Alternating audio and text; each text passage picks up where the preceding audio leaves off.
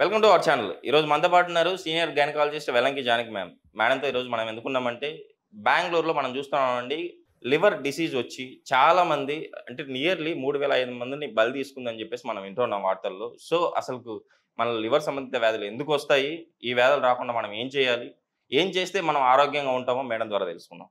నమస్తే మేడం. నమస్తే అండి. మేడం, బెంగళూరులో లివర్ సంబంధిత వ్యాధులు వచ్చి 3,500 మంది ప్రాణాలను బలి తీసుకుంది. సో ఇది అంటే బెంగళూరులో ఇలా జరగడానికి అది ఈ వీక్‌లోనే. సో ఇలా రావడానికి గల కారణాలేంటి? లివర్ సంబంధిత వ్యాధులు రాకుండా ఉండాలంటే మనం ఏం చేయాలి? అదేనండి, నాకు కూడా కొంచెం దిగ్భ్రాంతి కలిగించింది.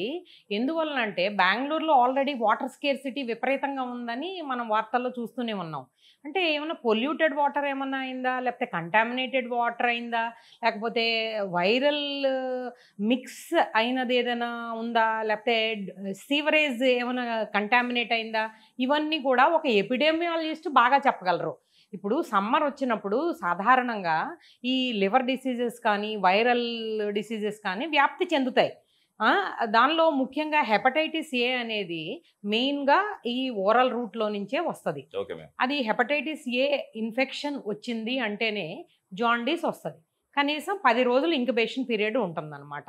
అంటే అది రాగానే మనకి ఎలా గుర్తించాలి డాక్టర్ గారు, ఎలా తెలుస్తుంది మనకని అడుగుతూ ఉంటారు. ఒకటి ఏంటంటే ఆకలి పోతుంది. ఏ వైరల్ ఇన్ఫెక్షన్ వచ్చినా ఆకలి ఉండదు, జ్వరం రావచ్చు. జ్వరం 100 నుంచి 104 డిగ్రీల వరకు జ్వర తీవ్రత ఉండొచ్చు. అట్లాగే చలి పెట్టచ్చు, ఒళ్ళంతా నొప్పులు పెట్టచ్చు, వాంతులు విరోచనాలు అవ్వచ్చు, తర్వాత డీహైడ్రేషన్ అవ్వచ్చు. సమ్మర్ కనుక ఇవన్నీ ఉంటాయి.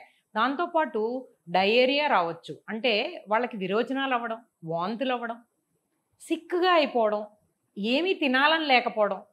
తర్వాత వాళ్ళకి అనుమానం వచ్చినప్పుడు, ఇట్లాంటి సిమ్టమ్స్ ఉన్నప్పుడు ఖచ్చితంగా నియరెస్ట్ డాక్టర్ దగ్గరికి వెళ్ళాలి. వెళ్ళినప్పుడు కొన్ని పరీక్షలు చేయించుకోవాలి. అవి ఏంటనేది మనం డైరెక్ట్గా ఎప్పుడు గ్యాస్ట్రెంట్రాలజిస్ట్ దగ్గరికి వెళ్ళి అది కావాలి ఇది కావాలని అడగం. మనకి ఈ ఎడ్యుకేషన్ అంతా దేనికోసం అంటే నియరెస్ట్ ఒక క్వాలిఫైడ్ ఎంబీబీఎస్ డాక్టర్ దగ్గరికి వెళ్తే ఏం టెస్టులు చేయించుకోవాలో వీళ్ళకి కూడా కొంచెం తెలియడం మంచిది. అందుకోసం మనం ఎడ్యుకేట్ చేస్తున్నాం. ఒకటి ఏం చేస్తామంటే ఇట్లాంటప్పుడు మనము జస్ట్ స్మాల్ సిబిపి అంటాం అనమాట. అంటే జస్ట్ ఒక బ్లడ్ పిక్చర్ ఎలా ఉందనేది చూస్తాం. ఆ బ్లడ్ పిక్చర్ తీసినప్పుడు దానిలో చాలా సెల్స్ ఉంటాయి. ఒకటి రక్తలేమి కనిపిస్తుంది, హిమోగ్లోబిన్ అని. తర్వాత తెల్ల కణాలు కనిపిస్తాయి. దానిలో రకరకాల కణాలు ఉంటాయి. వైరల్ ఫీవర్స్ అయితే కనుక లింఫోసైట్స్ పెరుగుతాయి. అదే బ్యాక్టీరియల్ ఇన్ఫెక్షన్స్ అయితే కనుక న్యూట్రోఫిల్స్ పెరుగుతాయి. ఒక డాక్టరు కేవలం blood picture, complete blood picture CBP అది చూసి ఎన్నో తెలుసుకోగలుగుతారు. దానిలో చాలా ఉంటాయి. ఈస్నోఫిల్స్ పెరిగినాయి అనుకోండి, ఈస్నోఫిలియా వచ్చింది, లేదా బ్రాంకెల్ ఆస్మా అటాక్ నియరెస్ట్లో ఉంది, ట్రాపికల్ ఈస్నోఫిలియా ఉందా, ఇవన్నీ కూడా తెలియచెప్పే అంత అతి చిన్న టెస్ట్లో చాలా తెలుస్తాయి. తర్వాత రెండో టెస్ట్, అతి ముఖ్యమైన టెస్ట్ ఏంటంటే యూరిన్ టెస్ట్. అందరికీ తెలుసు, ఇవి చాలా కామన్ కదా, వీటిలో ఏముంది అనుకుంటారు. ఉన్నాయి, అన్నీ ఉన్నాయి. దానిలో ఏముంటాయి, జనరల్గా బైల్ సాల్ట్స్, బైల్ పిగ్మెంట్స్ అనేవి మనకి కాంజుగేటెడ్ హైపర్ బిలిరూబినిమియా అని ఒకటి ఉంటుంది. అంటే మనకి ఒకసారి జాండీస్ వచ్చిందనుకోండి, దానిలో కరిగిపోయే ఒక రకమైన ఎలిమెంట్ కాస్త యూరిన్లో వచ్చేస్తుంది. కరిగిపోయింది అన్కాంజుగేటెడ్ది అది వేరే కారణాల వల్ల వస్తుంది అనమాట. ఏ రకంగా వచ్చినా పసుపు పచ్చగా చర్మం అంతా అయిపోవడం, కామెర్లు వచ్చినట్టు అనిపించిన, ఆకలి తగ్గిపోయినా, పసుపు పచ్చగా యూరిన్ వెళ్ళిన, తర్వాత నీళ్లలో పైకి తేలే మల విసర్జన ఉన్న, ఇవన్నీ జాండీస్ లక్షణాలే. తర్వాత చాలా మంది చెప్తారు, టిపికల్గా ఇక్కడ మనకి లివర్ ఉండే చోట రైట్ హైపోకాండ్రియాక్ పెయిన్ చూపిస్తూ ఉంటారనమాట. వాళ్ళకి చాలా మంది నాకు ఎసిడిటీ వల్ల ఇలా అయిపోయింది, ఎక్కువ టీ తాగేశాను, ఏదో ఫస్ట్ ఏంటంటే ఎస్కేపింగ్ నేచర్ ఉంటుంది, చిన్నదేలే ఎక్కువ టెస్టులు ఎందుకులే అనుకుంటారు. అలా కాదండి, తప్పనిసరిగా లివర్ ఫంక్షన్ టెస్టులు కూడా చేయించుకోవాల్సి వస్తుంది. లివర్ ఫంక్షన్ టెస్ట్లో మేము చూస్తాం, ఎంజైమ్స్ అన్నీ కూడా చూస్తాం. ఎస్జిఓటి, ఎస్జిపిటి, ఎమైలేజ్ అనే సీరం ఎమైలేజ్ అనే ఎంజైమ్ ఉంటుంది. తర్వాత ఎల్డిహెచ్ అనేది ఒక్కొక్కటి ఒక్కొక్క దానికి సూచన చేస్తాయి అన్నమాట. అంటే మనకి చాలా సింపుల్ టెస్ట్ ఇది. ఏ ల్యాబ్లో అయినా, ప్రిలిమినరీ ల్యాబ్స్లో కూడా ఇది జరుగుతుంది. అదే కాక మరో 2 టెస్ట్లనే కూడా నేను సూచన చేస్తున్నాను. ఒకటి ఏంటంటే హెపటైటిస్ ఏ. మీరు అడిగితే కానీ ఏ ల్యాబ్లో కూడా రొటీన్గా చెయ్యరు.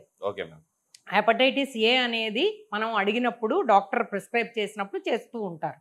So so hepatitis A test చేసుకోండి. ఇంకొకటి టైఫాయిడ్, దానికి వైడాల్ అనే టెస్ట్ ఉంటుంది. వైడాల్ చేసినప్పుడు టైటర్స్ ఇస్తారు. 1/80 టైటర్ ఉందనుకోండి, అది ఖచ్చితంగా టైఫాయిడ్ అనే మనం గుర్తించవచ్చు అనమాట. అప్పుడు టైఫాయిడ్ పరంగా ఎందుకు అంటే ఇదంతా కూడా వాటర్ బోర్న్ డిసీజెస్. ఇప్పుడు బెంగళూరులో ఎందుకు చనిపోయారు అనేది మనకి తెలియదు ఎగ్జాక్ట్గా, కానీ దానిలో వాళ్ళు చేసుకోవాల్సిన పక్కనున్న వాళ్ళు భయభ్రాంతులకు గురవుతారు. 3500 మంది చనిపోయారు అంటే కనుక ఎవరికైనా భయం వేస్తుంది. ఏమైనా వస్తుందా? మనం కూడా అదే వాటర్ తాగుతున్నాం. ఆ భయాన్ని అనే దాన్ని తరిమి కొట్టడానికి కావలసిన సూచనలు మాత్రమే నేను చేస్తున్నాను అనమాట. సో దాని ప్రకారంగా ఎల్ఎఫ్టి తీసుకోండి, హెపటైటిస్ ఏ తీసుకోండి, వైడాల్ తీసుకోండి, చిన్న సింపుల్ యూరిన్ టెస్ట్ చేసుకోండి, అవసరమైతే మల పరీక్ష కూడా చేసుకోండి. వీటిలన్నిటి వల్ల ఒక డయాగ్నోసిస్ అయితే ఖచ్చితంగా వస్తుందండి. ఆ వచ్చిన దాన్ని పట్టుకొని మీరు అప్పుడు ఫిజిషియన్ కానీ ఒక మెడికల్ గ్యాస్ట్రెంటరాలజిస్ట్ దగ్గరికి కానీ వెళ్తే వాళ్ళు ఖచ్చితంగా ట్రీట్మెంట్ ఇస్తారు. ఇలా ట్రీట్మెంట్ చేసిన తర్వాత వాళ్ళకి తగ్గిపోతే సరే, వాళ్ళకి తగ్గలేదంటే ఖచ్చితంగా ఇంకా వాళ్ళకి ముదిరిపోతుందని అర్థం అనమాట. దాన్ని హెపటిక్ ఎన్కెఫలోపతి అంటారు. బట్ వెరీ రేర్ అండి. హెపటైటిస్ ఏతో మరణించడం అనేది చాలా కొంచెం కష్టమేనండి. టైఫాయిడ్లో కూడా తగ్గిపోయింది అనుకుంటారండి, 2వ వారంలో ఇంటెస్టైనల్ పర్ఫరేషన్స్ అయిపోతాయి. సో ఇవన్నీ ఒకసారి వైడాల్ పాజిటివ్ వచ్చింది, ఒక యాంటీబయాటిక్ తినేసాను, నేను ఇంటికి వెళ్ళిపోదాం, ఊరు వెళ్ళిపోదాం, ఇలాంటివి ఏం కుదరవండి. 2వ వారంలోనే ఇంటెస్టైనల్ పర్ఫరేషన్స్ అయ్యి ప్రాణం పోవచ్చు. సో మనం ఏమనుకుంటాం, మనకంతా జ్వరం తగ్గిపోయింది, అంతా బాగుంది, ఇంకేం లేదు అనుకుంటాం. ఇది ఒకటే కాదు, చాలా రకాలైన వైరల్ డిసీజెస్ అనేవి సమ్మర్లో చాలా ఎక్కువగా ప్రబలిపోతూ ఉంటాయి. వాటిలన్నిటి మీద మనం ముందు గుర్తించాలి. వైరల్ ఫీవర్ అయితే యాంటీబయాటిక్ ఇవ్వకూడదు ఎట్టి పరిస్థితుల్లోనూ. కన్ఫర్మ్గా డయాగ్నోసిస్ తీసుకోవాలి. ఆ డయాగ్నోసిస్ తీసుకున్న తర్వాత దానికి ఏది అవసరమో అది ట్రీట్ చేయాలి. ఎక్కువ సార్లు లివర్ డిసీజెస్కి వీటికి మనం అత్యంత అంటే చాలా రకాలైన యాంటీబయాటిక్స్ కానీ మందులు కానీ ఏం లేవండి. ఎక్కువ గ్లూకోజ్ ఇస్తాం వాళ్ళకి. మీరు గమనించి ఉంటారు, చిన్నప్పుడు కూడా ఎక్కువ అన్నం పెట్టండి, ఎక్కువ ఉప్పు కారం తగలనీయకండి. అంటే బ్లాండ్ డైట్ అనేది మనకి ఏనాటి నుంచో ఉన్నదేనండి, అదే మళ్ళీ పెట్టమని చెప్తారు. బి కాంప్లెక్స్ ఇవ్వండి అని చెప్తారు. తర్వాత ఇంకా తీవ్రం అయిపోతే కనుక అది కాంజుగేటెడా అన్కాంజుగేటెడా ఇట్లా డాక్టర్లు విశ్లేషణ చేసి డయాగ్నోసిస్ ధృవీకరించి అప్పుడు ట్రీట్మెంట్ చేయవలసిన అవసరం ఉంటుంది. ఎన్కెఫలోపతి అయిపోయింది అనుకోండి, అప్పుడు కోమా, ట్రెమర్స్ అలా చాలా ఉంటాయండి. అంటే మనకి ఇంటెస్టైన్ ద్వారా కానీ లేకపోతే బ్రెయిన్ ద్వారా కానీ మరణం సంభవించడానికి రకరకాల కారణాలు ఉంటాయి. కాకపోతే ఒక ఏంటంటే హెపటైటిస్ బి కానీ హెచ్ఐవి కానీ ఇవన్నీ ఏంటంటే ఏ చిన్న సర్జరీ చేసుకోవాలన్నా మనం రొటీన్గా చేస్తాం, కానీ హెపటైటిస్ ఏ చేసుకోం. అట్లీస్ట్ ఈ వీడియో తీసిన తర్వాత చూసిన వాళ్ళు ఎవరైనా ఈ 2 టెస్టులు చేయించుకుంటారనే ఒక చిన్న మనకి మంచి చేద్దామనే ఒక కోరికతో మనం ఈ వీడియో చేయడం కంపల్సరీ. మన ప్రేక్షకులు కూడా కంపల్సరీ అంటే ఈ ప్రాబ్లంతో ఫేస్ చేస్తున్న వాళ్ళు కంపల్సరీ వాళ్ళు చేయించుకుంటారని చెప్పి మన ఆశిద్దాం. లేకున్నా కూడా ఒకసారి చేయించుకుంటే మంచిదే కదా మేడం, షూర్ మంచిదే మేడం. ఇంకొకటి అక్కడ జరిగిన విషయం ఏంటంటే బెంగళూరులో వాళ్ళకి హై ఫీవర్ రావడము, అన్కాన్షియస్ వెళ్ళిపోవడము, తర్వాత డెత్ జరుగుతూ ఉంది. సో దీని అంటే తర్వాత టెస్టులు చేస్తే లివర్ వచ్చేసి డ్యామేజ్ అయిపోయింది, సో ఇలా చనిపోయారని చెప్పేసి అంటున్నారు. అదే అండి, ఆ కాజెస్ నేను అనలైజ్ చేయడానికి ట్రై చేశాను. ఒకటి మనం వైరల్ అనుకుంటామండి, రెండోది మనకి కంటామినేటెడ్ వాటర్ ద్వారా వస్తుందనే ఒక భ్రాంతి ఉంది కనుక అది ఎగ్జాక్ట్గా ఏమైందనేది మనకి ఆ బెంగళూరులో ఉన్న డాక్టర్స్ అనేది వాళ్ళు ఒక బులెటిన్ రిలీజ్ చేయవలసి ఉంటుంది. సపోజ్ అమీబా వెళ్ళిపోయిందండి, అమీబా వెళ్తే ఎలా తెలుస్తుందండి ఎవరికైనా? జిగురుగా విరోచనం అయింది, లెఫ్ట్ సైడ్ కడుపులో నొప్పి వచ్చింది, అమీబిక్ స్పాట్ అంటామండి, దానిలో నొప్పి వస్తుందా? లేదా ఒక్కొక్కసారి టైట్గా అవుతుంది, ఒక్కొక్కసారి డయేరియా అవుతుంది, ఇవన్నీ ఉన్నాయా?